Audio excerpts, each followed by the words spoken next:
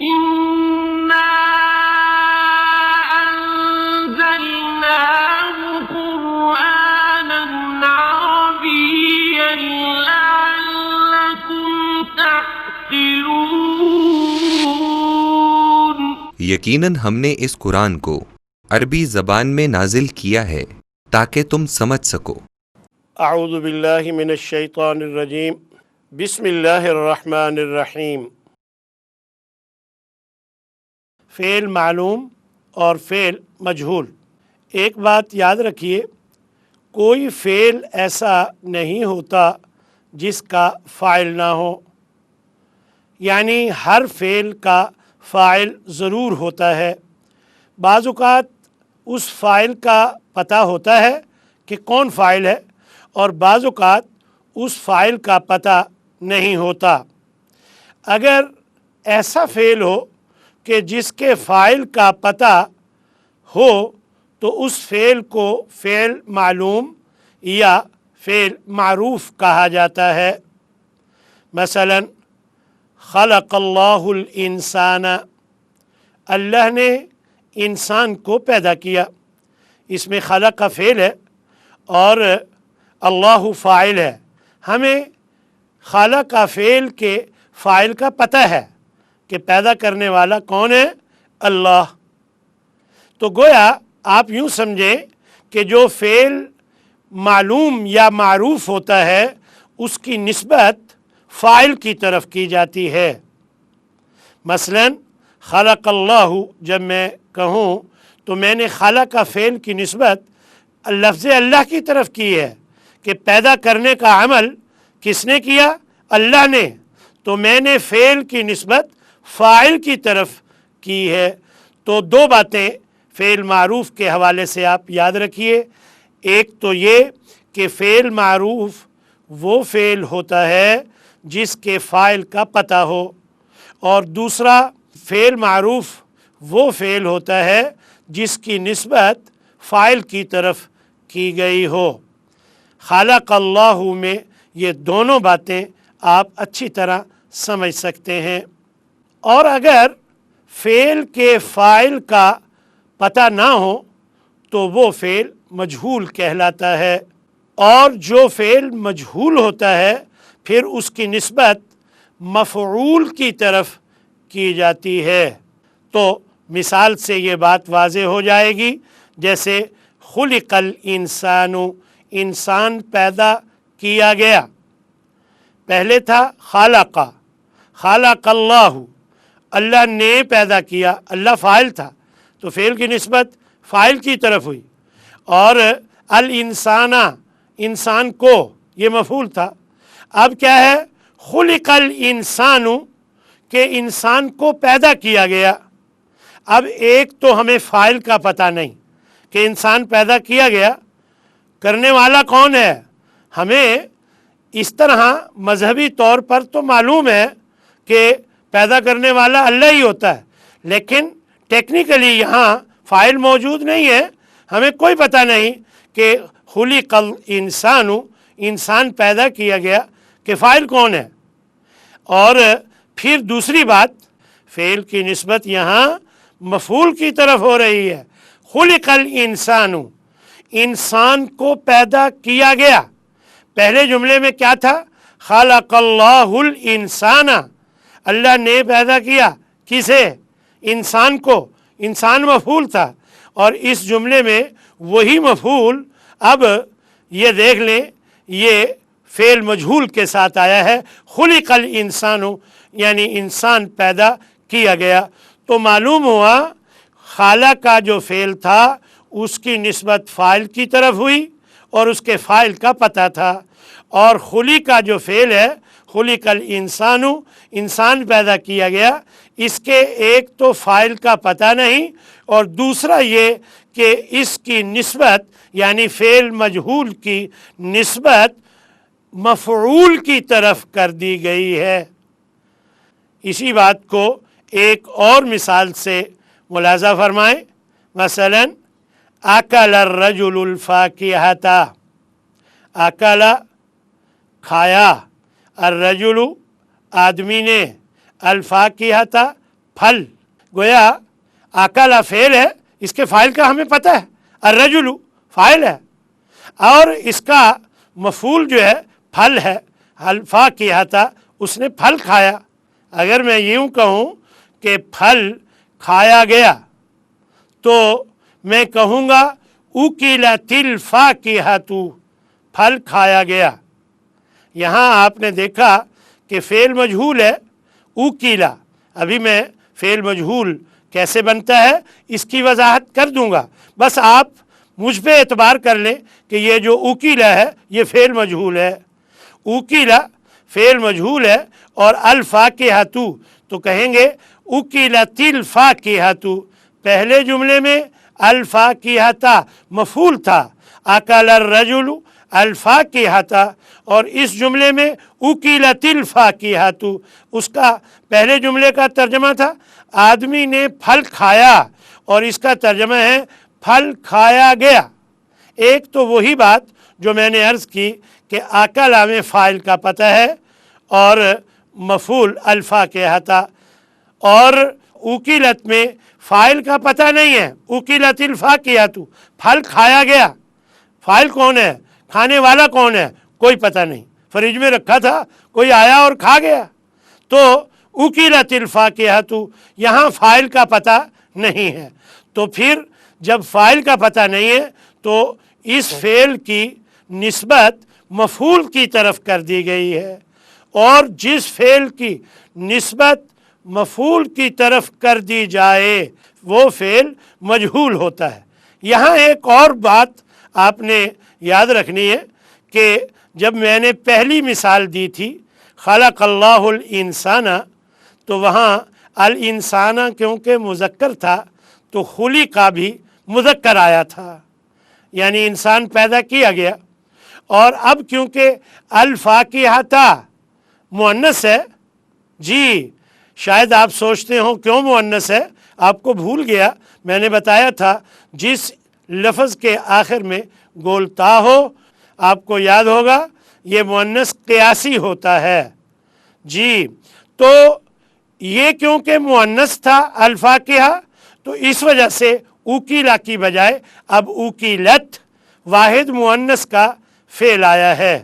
اب گویا آپ پر یہ بات واضح ہو گئی کہ جس فعل کی نسبت جس طرف کی جا رہی ہو، دیکھا جائے گا کہ اگر وہ ہے مذکر تو پھر فعل کو مذکر استعمال کریں گے، خلق الانسان، الانسان مذکر ہے تو خلق مذکر آئے گا، اور الفاکہۃ یہ مؤنث ہے تو پھر اب اکلت یعنی مؤنث کا فعل استعمال کیا جائے گا، گویا فعل کی نسبت مؤنث کی طرف ہو رہی ہے تو اب فعل کو مؤنث کر دیا گیا ہے۔ تو یوں جو بات اب تک آپ کے سامنے آئی ہے وہ ایک دفعہ دوبارہ سن لیجئے۔ میں نے عرض کیا کہ فعل معلوم یا فعل معروف دونوں نام ہیں، کبھی معروف استعمال کرتے ہیں کبھی معلوم، وہ ہوتا ہے جس کے فاعل کا پتہ ہو اور اس کی نسبت فاعل کی طرف کی گئی ہو، اور فعل مجہول وہ ہوتا ہے جس کے فاعل کا پتہ نہ ہو تو پھر اس کی نسبت مفعول کی طرف کر دی گئی ہو۔ پھر ایک اور بات میں نے آپ کو بتائی ہے کہ جس فعل کی نسبت کی جا رہی ہو دیکھا جائے گا کس اسم کی طرف کی جا رہی ہے، اگر وہ مذکر ہے تو فعل کو بھی مذکر استعمال کیا جائے گا یعنی فعل مجہول کو، اور اگر اس کی نسبت مؤنث کی طرف کی جا رہی ہو تو پھر اس فعل کو بھی مؤنث استعمال کیا جائے گا، چاہے فعل معروف ہو، یہ بات اس میں بھی ہے۔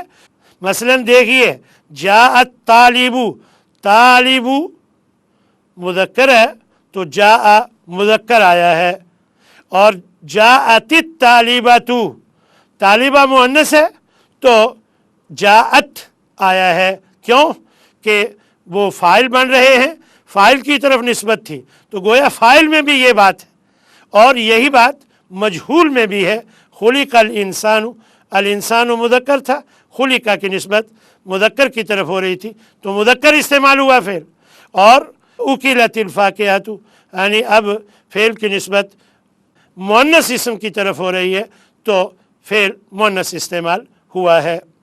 اب اس سے اگلی بات ملاحظہ فرمائیے گا کہ یہ فعل مجہول کیسے بنتا ہے۔ اب آپ کو میں یاد دہانی کرا دوں کہ آپ کو فعل ماضی کے جو 3 وزن میں نے بتائے تھے، فعل، فاعل، فعل، یہ تینوں وزن معروف یا معلوم کے ہیں۔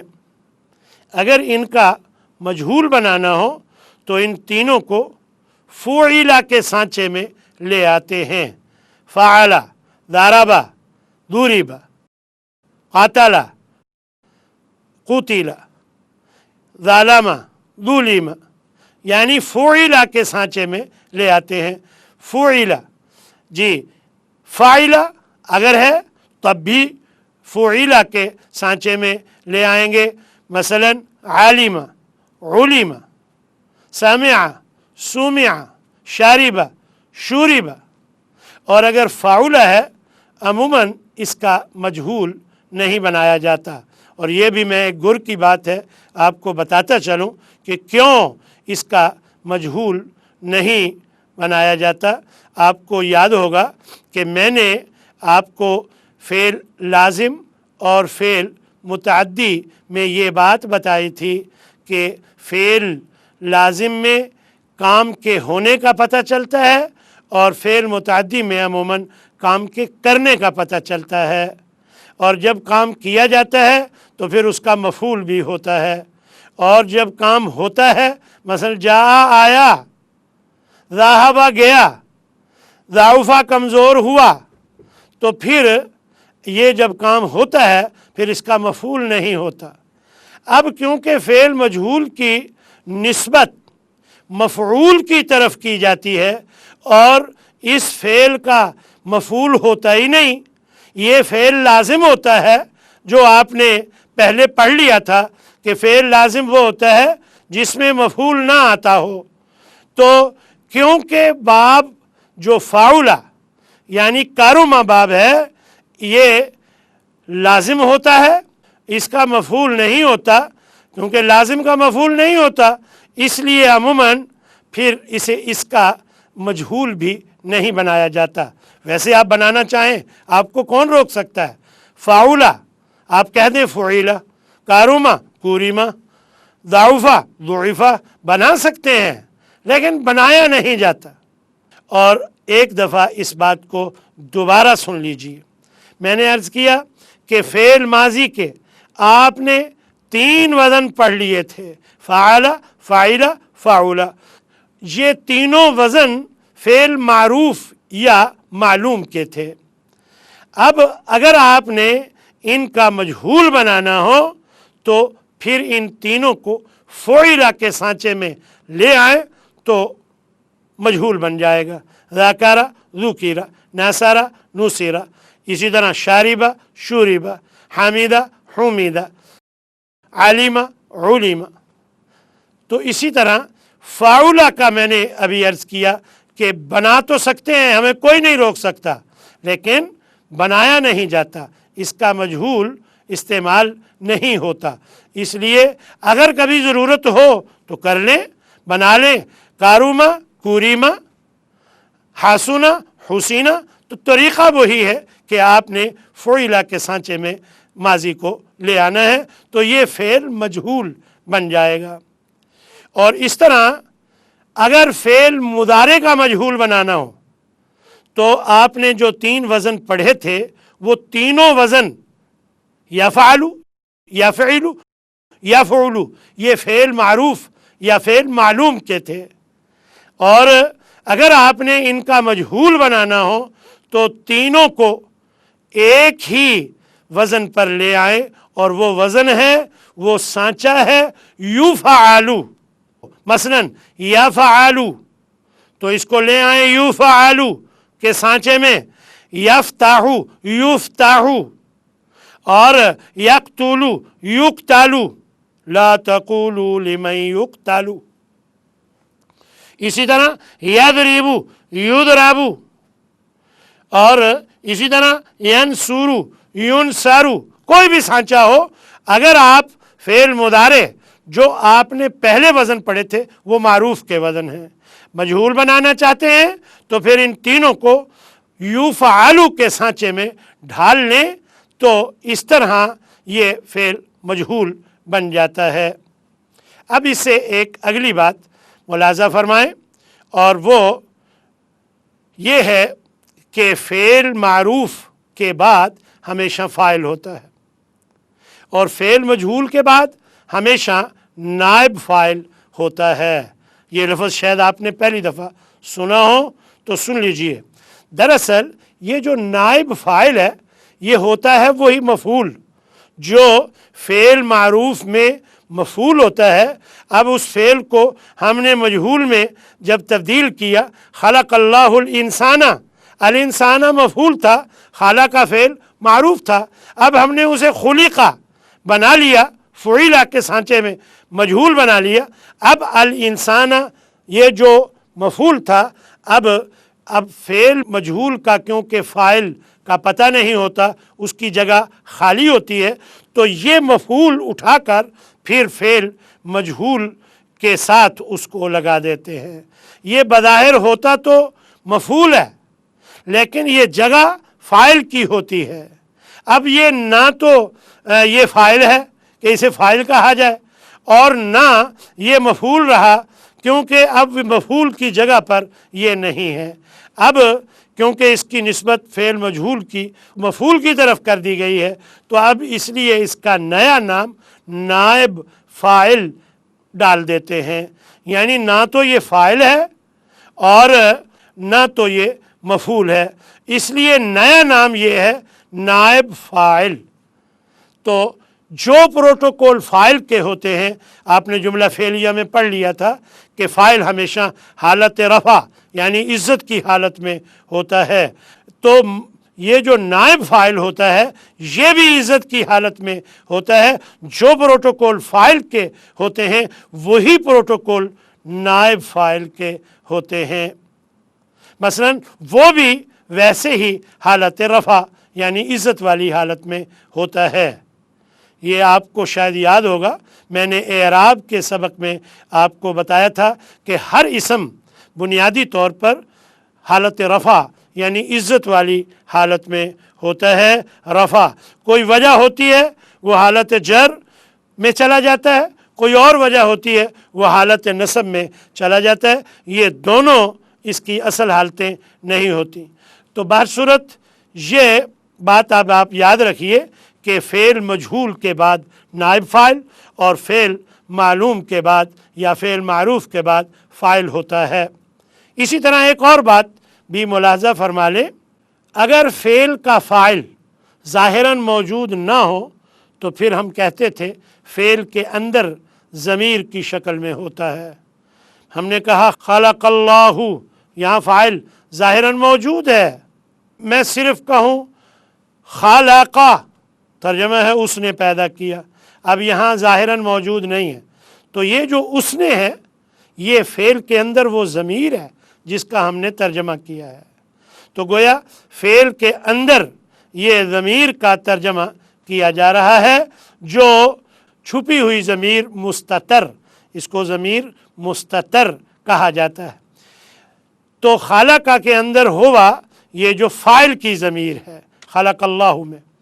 इसी तरह खुलिकल इंसानु में जब खुलिका ये फ़ेल मजहूल है तो इस तरह मालूम हुआ ये फ़ेल मजहूल के बाद ये जो नायब फ़ाइल है यानी फ़ेल मजहूल की निस्बत क्योंकि मफ़ूल की तरफ की जा रही है, तो अब मफ़ूल अगर मौजूद है तो ठीक, खुलिकल इंसानु, और अगर नायब फ़ाइल यानी जिसे हमने मफ़ूल कहा था, नायब फ़ाइल अगर मौजूद ना हो तो फिर उस फ़ेल मजहूल के अंदर ही एक ज़मीर होती है जो छुपी हुई होती है और वो नायब फ़ाइल की हैसियत से होती है। मसलन खुलिकल इंसानु, इंसान पैदा किया गया, इसका नायब फ़ाइल मौजूद है تو ضمیر کا لانا ضروری نہیں ہے، لیکن اگر میں کہوں خلق تو اس کا ترجمہ ہوتا ہے وہ پیدا کیا گیا۔ خلق الانسانوں میں ہم وہ نہیں کہتے تھے، ہم کہتے تھے انسان پیدا کیا گیا، لیکن اب ہم نے کہا وہ پیدا کیا گیا۔ یہ جو وہ ہے یہ میں نے کس کا ترجمہ کیا؟ جو پیدا کیا گیا، یعنی انسان جو ظاہراً موجود نہیں ہے، تو یہ ضمیر کی شکل میں فعل کے اندر گویا موجود ہوتا ہے۔ تو بات کا خلاصہ یہ ہے کہ فعل معروف کے بعد فاعل ہوتا ہے، اگر وہ موجود ہو تو ٹھیک، اگر نہ ہو تو پھر اس فعل کے اندر اس کا فاعل موجود ہوتا ہے جسے فاعل قرار دیا جاتا ہے۔ جیسے خالقہ، اس نے پیدا کیا، یہ اس نے ہوا ضمیر ہے جس کا ترجمہ ہم نے اس نے کیا ہے، اور یہ فاعل کی ضمیر ہے۔ اسی طرح خلق فعل مجہول ہے، خلق الانسان فعل مجہول کے بعد ہمیشہ نائب فاعل ہوتا ہے، اگر وہ موجود ہو تو ٹھیک، اگر نہ ہو تو پھر اس فعل مجہول کے اندر ہی وہ ضمیر ہوتی ہے جو اس کا نائب فاعل بنتی ہے۔ جیسے خلق الانسانوں میں موجود تھا نائب فاعل، تو ضمیر کو لانے کی ضرورت نہیں ہے، اور صرف خلقہ تو اس کا ترجمہ ہم نے کیا وہ پیدا کیا گیا، تو یہ دراصل اس ضمیر کا ہم نے ترجمہ کیا ہے جو نائب فاعل کی ضمیر ہے۔ تو خلقہ کے اندر بھی ہوا ضمیر ہے، خالقہ کے اندر بھی ہوا ضمیر ہے، اب وہ فاعل کی ضمیر ہے اور یہ نائب فاعل کی ضمیر ہے۔ تو یہ سبق فعل معلوم اور مجہول کے بارے میں تھا، اور جس کو میں نے واضح کرنے کی کوشش کی ہے۔ وآخر دعوانا ان الحمد للہ رب العالمین۔